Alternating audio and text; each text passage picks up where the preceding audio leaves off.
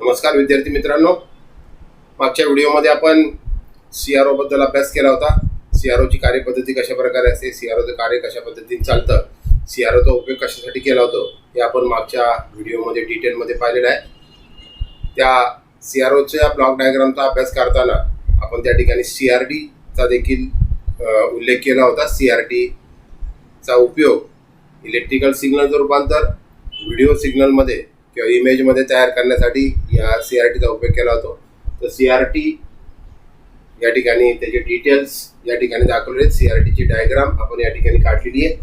तर या सीआरटीच्या डायग्राम यामध्ये कोणकोणते विभाग असतात, प्रत्येक घटकाचं कार्य कशा पद्धतीने असतं, या पद्धतीने आपण या ठिकाणी याचा डिटेलमध्ये अभ्यास या ठिकाणी करणार आहोत.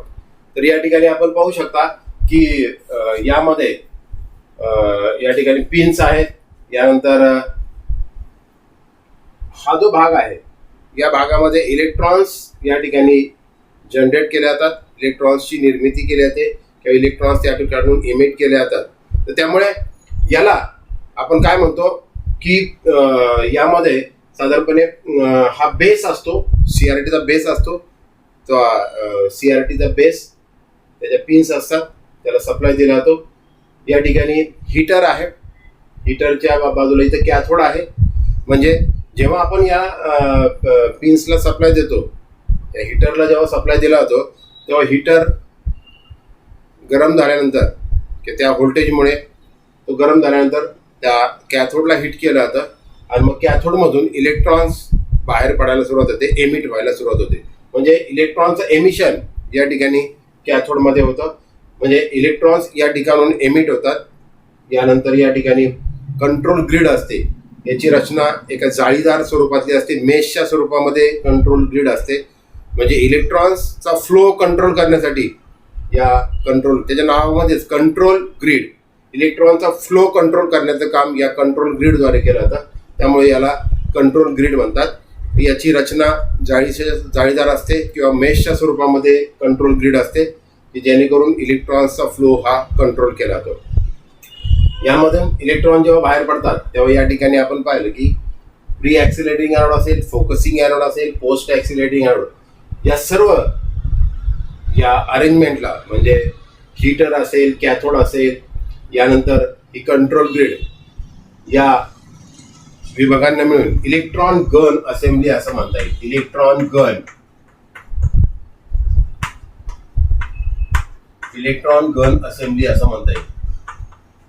म्हणजे या ठिकाणी इलेक्ट्रॉन्स हे निर्माण केले जातात, त्यामुळे तिथून ते एमिट होतात, बाहेर पडतात. हे इलेक्ट्रॉनचं एमिशन या ठिकाणी झाल्यानंतर जेवढा आपण या ठिकाणी व्होल्टेज देणार आहोत त्यामुळे तो हीटर गरम होईल आणि त्यानुसार तो कॅथोड गरम झाल्यानंतर त्यातून इलेक्ट्रॉनचं एमिशन स्टार्ट होईल, सुरुवात होईल. मग इलेक्ट्रॉनचं एमिशन झाल्यानंतर या ठिकाणी ही कंट्रोल ग्रीड असते. या कंट्रोल ग्रीडला निगेटिव्ह बायसिंग दिलं जातं आणि त्यामुळे इलेक्ट्रॉन्स, जेवढं तुम्ही बायसिंग जास्त द्याल तेवढं इलेक्ट्रॉनचं एमिशन कमी केलं जातं. म्हणजे इथून जे पुढं इलेक्ट्रॉनचा फ्लो आहे हा फ्लो कमी केला जातो. या इलेक्ट्रॉन एमिशन अशा प्रकारे कंट्रोल ग्रीडच्या साहाय्याने कंट्रोल केलं जातं. त्यामुळे यास कंट्रोल ग्रीड असं देखील म्हणतात. म्हणजे इलेक्ट्रॉन्स हे मोठ्या प्रमाणात या कॅथोडमधून या ठिकाणी एमिट होतात आणि असंख्य प्रमाणात इलेक्ट्रॉन्स हे या ठिकाणी आपल्याला या ठिकाणी बाहेर पडताना दिसतील.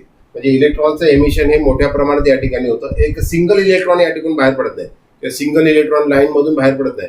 असंख्य इलेक्ट्रॉन ॲट अ टाइम यामधून बाहेर पडत असतात. प्रत्येक इलेक्ट्रॉनचा चार्ज हा निगेटिव्ह असतो. इलेक्ट्रॉन हे निगेटिव्हली चार्जड असतात, त्यामुळे प्रत्येक इलेक्ट्रॉनचा चार्ज हा निगेटिव्ह असतो. हे इलेक्ट्रॉन्स इथून बाहेर पडल्यानंतर या ठिकाणी प्री ॲक्सिलेटिंग ॲनोड असतो. या ॲनोडला 1000 ते 1500 व्होल्ट इतकं पॉझिटिव्ह सप्लाय दिला जातो, जेणेकरून तो इलेक्ट्रॉन त्या कंट्रोल ग्रीडपासून फार जोरामध्ये खेचला जातो, तिथून ओढून घेतला जातो की जेणेकरून तो पुल केल्यानंतर तो पुढे स्क्रीनपर्यंत जाऊ शकला पाहिजे. तर यासाठी प्री ॲक्सिलेंट ॲनोडद्वारे त्या इलेक्ट्रॉनला स्पीड देण्याचं काम केलं जातं. मला वाटतं शब्द आपल्या परिचयाचा आहे ॲक्सेलरेटर. आपल्या गाडीमध्ये ॲक्सिलरेटर असतो, टू व्हीलर असेल, फोर व्हीलर असेल, यामध्ये ॲक्सिलेटर असो, ॲक्सिलेटर आपण रेस केल्यानंतर गाडी स्पीडने जाते. तर सेम या पद्धतीने या व्होल्टेजमुळे प्री ॲक्सिलरेटिंग ॲनोड असेल किंवा पोस्ट ॲक्सिलरेटिंग ॲनोड असेल, या दोन ॲक्सिलरेटिंग ॲनोडला जे व्होल्टेज दिलं जातं त्यामुळे इलेक्ट्रॉन फार वेगाने खेचला जातो, पुढे पुल केला जातो, ओढला जातो, की जेणेकरून तो स्क्रीनपर्यंत पोहोचेल. म्हणजे या प्री ॲक्सिलरेटिंग ॲनोडला जास्त व्होल्टेज दिलं जातं की जेणेकरून हे इलेक्ट्रॉन बीम्स हे पुढं पुल केले जातील, ओढले जातील. आता जेव्हा असंख्य इलेक्ट्रॉन्स या ठिकाणी प्रवास करत असतात, इकडून पुढे पुढे जायचा प्रयत्न करत असतात, कारण त्यांना मागून फोर्स असतो, कारण मागून इलेक्ट्रॉन्स येतच असतात, त्यामुळे ते पुढे ढकलले जातात. आणि जेव्हा असे असंख्य इलेक्ट्रॉन्स या ठिकाणी पुढे ढकलले जात असतात त्यावेळी प्रत्येक इलेक्ट्रॉनचा, तुम्हाला सांगेल, प्रत्येक इलेक्ट्रॉनचा चार्ज हा निगेटिव्ह असतो. आणि आपण यापूर्वी बेसिक इलेक्ट्रॉन्समध्ये हे शिकलो की जेव्हा निगेटिव्ह चार्ज एकत्र येतात तेव्हा त्या ठिकाणी प्रतिआकर्षण निर्माण होतो, दोन इलेक्ट्रॉन्स एकमेकापासून दूर जायचा प्रयत्न करतात. म्हणजे जेव्हा या ठिकाणी असंख्य निगेटिव्हली चार्ज इलेक्ट्रॉन्स एकत्र येतात त्यामुळे त्या निगेटिव्ह चार्जमुळे प्रत्येक इलेक्ट्रॉन एकमेकापासून दूर जायचा प्रयत्न करेल, म्हणजे इथे स्प्रेड व्हायचा प्रयत्न करतील. प्रत्येक इलेक्ट्रॉन असा बाजूला जायचा प्रयत्न करेल, एकमेकापासून ते इलेक्ट्रॉन दूर जायचा प्रयत्न करतात. परंतु मग असं जर झालं असतं तर आपल्याला जी इमेज अशी आखीव रेखीव पाहिजे ती अशी न मिळता कदाचित आपल्याला अशी मिळाली असते. म्हणजे एकदम ते इलेक्ट्रॉन बीम असे स्प्रेड झालेले, अशा प्रकारे जर आपल्याला एखादी इमेज मिळाली असते तर आपल्याला त्याचं कॅल्क्युलेशन करणं अतिशय अवघड गेलं असतं. कारण की ती इलेक्ट्रॉन बीम म्हणजे नंबर ऑफ, जेव्हा आपण पुढच्या व्हिडिओमध्ये पाहणार आहोत की ॲक्च्युली व्होल्टेज कशा प्रकारे मोजलं जातं, AC व्होल्टेज असेल, DC व्होल्टेज असेल किंवा फ्रिक्वेन्सी कशा प्रकारे मोजली जाते, मग त्यासाठी CROच्या स्क्रीनवर नंबर ऑफ डिव्हिजन्स किती आहेत ते आपल्याला मोजावं लागतं. म्हणजे एक वेव्हफॉर्म तयार होण्यासाठी किती डिव्हिजन्स लागले, अशा प्रकारचा अभ्यास आपल्याला या ठिकाणी करावा लागतो. मग अशा प्रकारे जर वेव्हफॉर्म आली, हे कशामुळे होतं की ते इलेक्ट्रॉन जे स्प्रेड होतात, ते स्प्रेड जर झाले तर आपल्याला या प्रकारे होतं. म्हणजे या ठिकाणी आपल्याला फोकसिंग करणं, त्या इलेक्ट्रॉन बीमचं फोकसिंग करणं गरजेचं असतं. जर इलेक्ट्रॉन बीमचं फोकसिंग केलं तर आपल्याला इमेज अतिशय आखीव रेखीव या स्वरूपामध्ये आपल्याला मिळेल. म्हणजे अगदी सिंगल एक बीम या ठिकाणी आपल्याला मिळेल. आणि मग अशा प्रकारचं इलेक्ट्रॉन बीम किंवा ती इमेज तयार झाली तर त्याचं कॅल्क्युलेशन करणं, मोजमापन करणं आपल्याला अतिशय सोपं जाईल. तर यासाठी आपण फोकसिंग करणं गरजेचं असतं. तर त्यासाठी या ठिकाणी फोकसिंग ॲनोड असतो. या ॲनोडला 400 व्होल्ट ते 450 व्होल्ट इतका सप्लाय दिला जातो. त्यामुळे जे इलेक्ट्रॉन बीम स्प्रेड व्हायचा प्रयत्न करतात ते पुन्हा या फोकसिंग ॲनोडद्वारे फोकस केले जातात. म्हणजे ते सेंट्रल लाईनकडे ते सगळे इलेक्ट्रॉन बीम जे स्प्रेड झाले होते ते पुन्हा या दोन्ही बाजूनी, इकडे फोकसिंग खालच्या बाजूनी वरच्या दोन्ही बाजूनी तो फोकसिंग केलं तर त्यामुळे तो इलेक्ट्रॉन बीम जो दोन्हीकडे स्प्रेड व्हायचा प्रयत्न करत असतो तो इलेक्ट्रॉन बीम स्प्रेड न होता एका आखीव स्वरूपामध्ये किंवा बीमच्या स्वरूपामध्ये इथून पुढे तो जातो. म्हणजे जास्त प्रमाणात इलेक्ट्रॉन एकत्र आल्यामुळे फोकसिंगचा प्रॉब्लेम जो निर्माण होतो तो हा फोकसिंग ॲनोड वापरून किंवा फोकसिंग करून आपण हा प्रॉब्लेम दूर करतो. आणि त्यामुळे इलेक्ट्रॉन बीम एका सरळ रेषेमध्ये इथून पुढे जातात. पोस्ट ॲक्सिलरेटिंग ॲनोडद्वारे पुन्हा ते जोरात पुढे खेचले जातात की जेणेकरून हे पुढे CRTच्या स्क्रीनपर्यंत जाते. मधल्या भागामध्ये आपण पाहिले की या ठिकाणी व्हर्टिकल डिफ्लेक्शन प्लेट्स किंवा हॉरिझॉन्टल डिफ्लेक्शन प्लेट्सच्या पेअर्स असतात, जोड्या असतात. या व्हर्टिकल डिफ्लेक्शन प्लेट आणि हॉरिझॉन्टल डिफ्लेक्शन प्लेटच्या साहाय्याने इलेक्ट्रॉन बीम व्हर्टिकल आणि हॉरिझॉन्टल उभ्या आणि आडव्या रेषेमध्ये तो डिफ्लेक्ट केला जातो की जेणेकरून आपल्याला एखादी पर्टिक्युलर इमेज ट्रेस आउट करता येईल. कारण इलेक्ट्रॉन बीम नुसता एका सरळ रेषेमध्ये गेला तर फक्त एक आडवी रेषा स्कॅन होईल किंवा एक पर्टिक्युलर जेव्हा स्क्रीनवर जाऊन एक बीम आदळेल, एक इलेक्ट्रॉन बीम किंवा आदळल्यानंतर एक स्पॉट त्या ठिकाणी तयार होईल. तर आपल्याला स्पॉटची गरज नाही आहे, आपल्याला त्या ठिकाणी इमेज त्या ठिकाणी तयार झालेली दिसली पाहिजे. तर समजा आपण जर या पद्धतीने ही जर आकृती आपण अशी या पद्धतीने काढली तर तुम्हाला कुठेतरी ही इलेक्ट्रॉन बीमच्या साह्याने इमेज अशा प्रकारे ही इमेज आहे, समजा ही इमेज या पद्धतीने तयार झालेली दिसली पाहिजे. मग यासाठी काय केलं जातं की इलेक्ट्रॉन बीम हा व्हर्टिकली आणि प्लस हॉरिझॉन्टली दोन्ही दिशेने जेव्हा तो इलेक्ट्रॉन बीम डिफ्लेक्ट होत राहील व्हर्टिकली आणि हॉरिझॉन्टली दोन्ही दिशेने जेव्हा तो इलेक्ट्रॉन बीम डिफ्लेक्ट होत राहील तेव्हा तुम्हाला ती इमेज व्यवस्थितपणे ट्रेस आउट करता येईल.